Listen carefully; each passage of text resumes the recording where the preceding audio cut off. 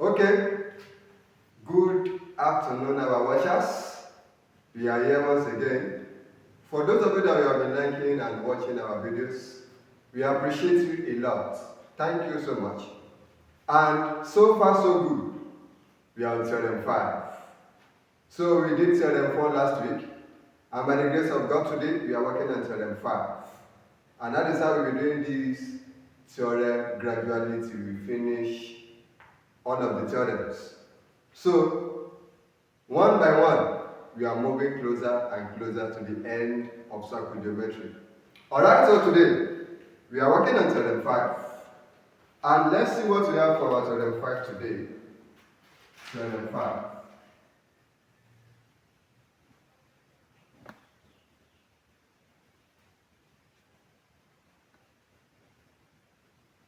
So our Theorem 5 says that the opposite angle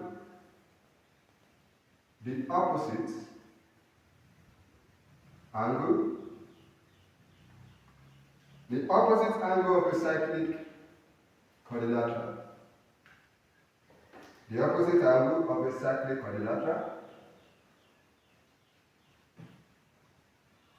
are equal or are supplementary angles.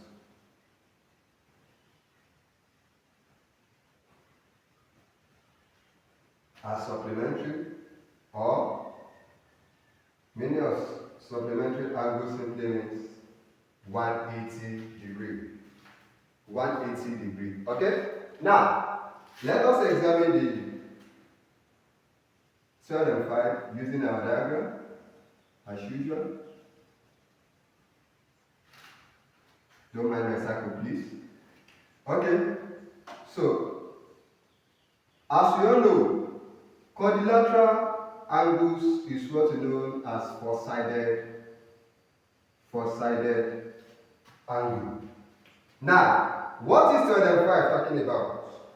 Theorem 5 is telling you that the opposite angle of a cyclic quadrilateral, the angle facing each other, the angle that is facing one another, is supplementary or are supplementary. Now, let's assume that this is our angle P. Let's assume that this is our angle Q. Let's assume that this is our angle X. And let's assume that this is our angle Y. This theorem is telling you that whenever you see this type of question inside circle geometry, what do? They are telling you that P plus Q is equal to 180 degree. Why? Supplementary angles. As simple as that. Supplementary angles.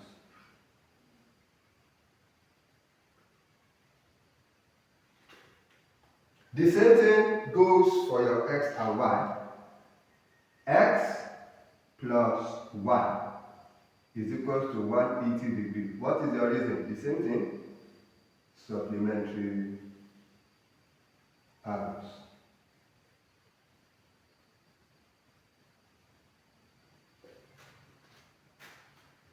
Now, having gotten the idea of this, the opposite angle of the cyclic quadrilateral are supplementary. Now, having the idea, let's work on some certain examples for today. Examples.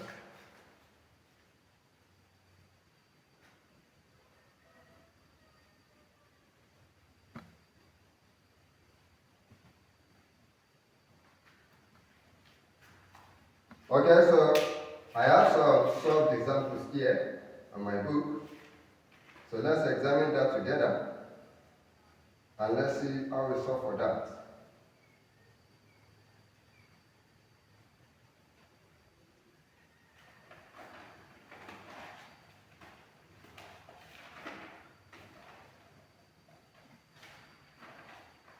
Okay, so let's check on the examples. And we have here, and let's solve.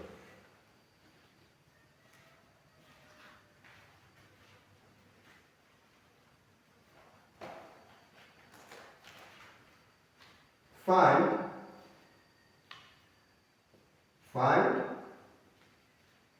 the missing missing letters. Find the missing letters in the diagram below. In the diagram below. Number 1.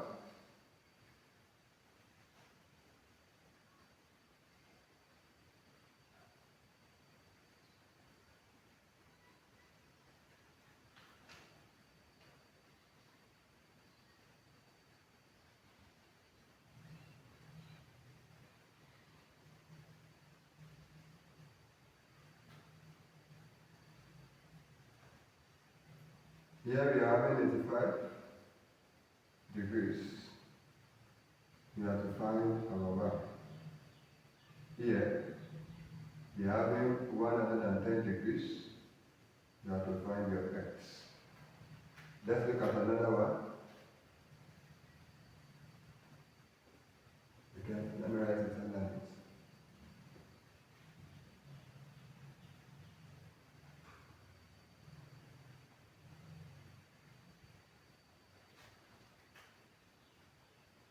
We are having something like this.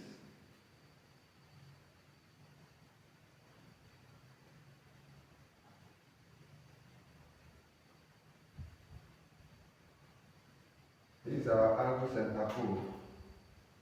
Why this place is 214 degrees. Here,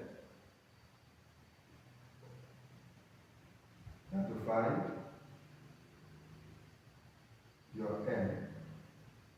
Here, you have to find your y. Now, let's quickly do these two questions. And let's see the solution to this.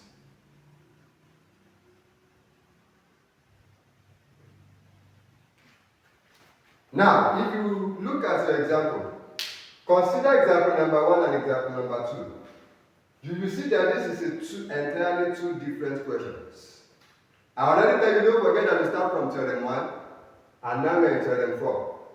In your circle geometry, they can mix up to 2 or 3 theorems for you inside the